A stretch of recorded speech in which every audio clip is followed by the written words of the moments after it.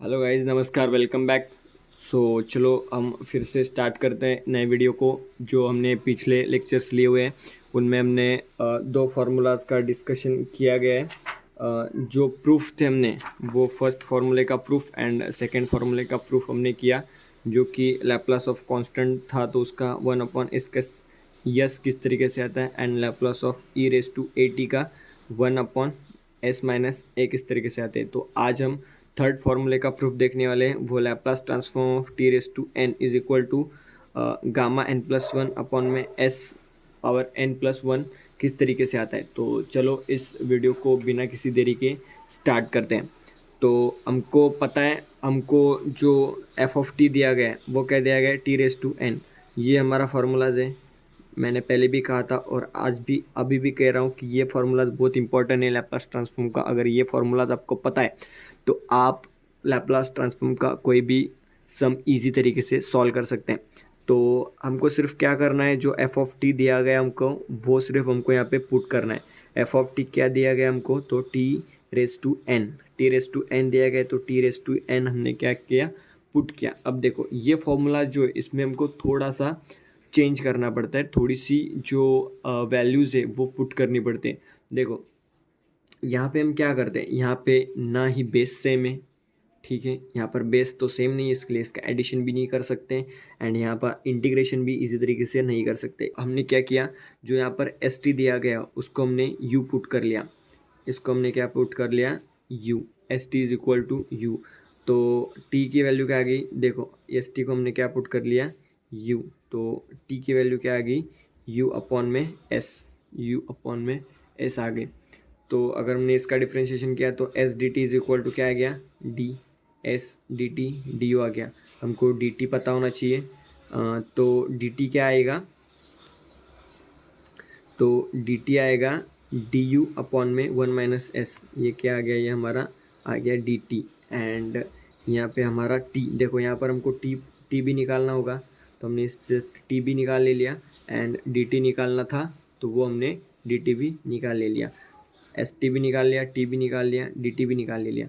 तो हम सिर्फ अब ये जो वैल्यूज़ है वो क्या करेंगे, तो इसमें पुट करेंगे। देखो एस टी को हमने क्या रखा है, यू। एस टी को हमने क्या रखा है, यू। तो एस टी की जगह पर हमने लिखा यू डॉट, एंड टी का हमने क्या निकाला, यू एस, यू अपॉन में S, U by S power N. And D T का वैल्यू क्या हमने निकाला, 1/s du। समझ में आ गया ना डी टी कैसे निकाल गया।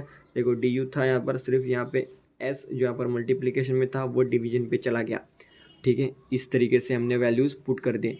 चलो अगर हमने देखा तो यहाँ पर क्या है, यहाँ पर s की पावर n है, यहाँ पर 1/s है। अगर मैंने इन दोनों s को सेपरेटली निकाल ले लिया तो इस तरीके से आएगा e⁻⁻u। u की पावर भी हमने यहाँ पर लिख दी।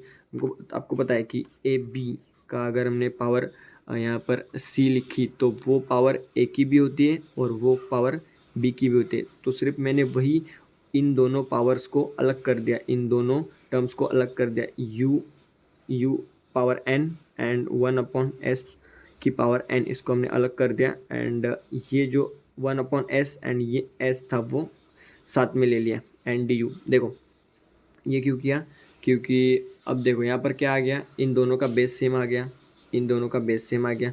अगर बेस सेम है, मल्टीप्लिकेशन है, तो इसमें हम क्या करेंगे, तो इन दोनों की पावर की एडिशन, तो पावर की हमने एडिशन कर ली। ये जो था वो वैसा कि वैसा, और सिर्फ यहाँ की पावर की एडिशन कर ली। तो ये हमारा आ गया कांस्टेंट। देखो यहाँ पर s कांस्टेंट है, n कांस्टेंट है, पूरी टर्म क्या होगी, कांस्टेंट। तो हम इंटीग्रेशन में क्या करते हैं, जो कांस्टेंट टर्म होते हैं वो हम डायरेक्टली इजी तरीके से बाहर निकाल सकते हैं। तो हमने इसको क्या कर लिया, बाहर निकाल ले लिया। तो ठीक है, आपको यहाँ पर दिखाई दे रहा होगा s पावर में n+1 हमने क्या निकाल ले लिया बाहर, और अंदर क्या बच गया, अंदर बच गया integration 0 to infinity e⁻u.u/n du।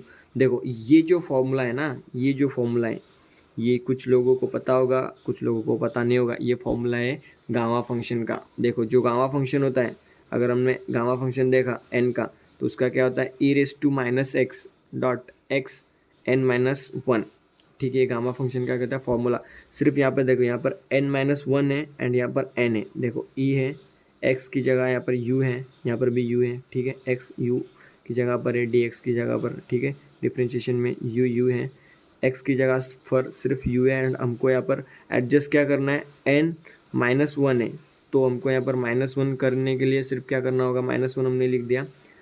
तो अगर हमने यहाँ पर माइनस लिख दिया तो हमको प्लस भी करना होगा, ठीक है। तो ये क्या कर लिया हमने, n+1 एंड -1, तो ये पूरी टर्म -1, ठीक है, n-1, ठीक है, पूरी टर्म हो गई। तो ये गामा फंक्शन होता है n। तो अगर इसका ये आता है फंक्शन में तो इसका क्या आएगा, गामा में n+1 जो ब्रैकेट में था वो, ठीक है, जो ब्रैकेट में था वो क्या आ गया गामा फंक्शन में। देखो यहाँ पर इस फॉर्मूले से हमको गामा n निकाल लिया, तो इससे हम क्या निकाल सकते हैं, गामा n+1, क्योंकि यहाँ पर n की जगह क्या है, n+1, ठीक है, समझ में आ गया। इस तरीके से तो हम इस पूरे टर्म को, इस पूरे फॉर्मूले को, ये पूरा फॉर्मूला बन गया गामा फंक्शन का, तो वही हमने लिख लिया यहाँ पर n+1 एंड इजी तरीके से क्या बन गया ये मल्टीप्लिकेशन में, तो ये फॉर्मूला बन गया गामा n+1 अपॉन में s पावर n+1, ये हो गया प्रूफ। तो ये हमारा थर्ड प्रूफ था, ये भी बहुत ही इजी था। सिर्फ तुमको इतना याद रखना है कि कुछ वैल्यूज़ पुट करने एंड जो गामा फंक्शन का फॉर्मूला है वो अगर आपको याद है या फिर याद नहीं है तो आप याद कर लो, और उस तरीके से इस फॉर्मूले का प्रूफ आप इजी तरीके से एग्ज़ाम में लिख सकते। तो चलो अगले वीडियो में आपको मैं साइन 80 एंड कॉस 80 का फॉर्मूला का प्रूफ दिखाने वाला हूँ। तो मिलते हैं अगले वीडियो में। इस वीडियो को लास्ट तक देखने के लिए बहुत धन्यवाद। चलो।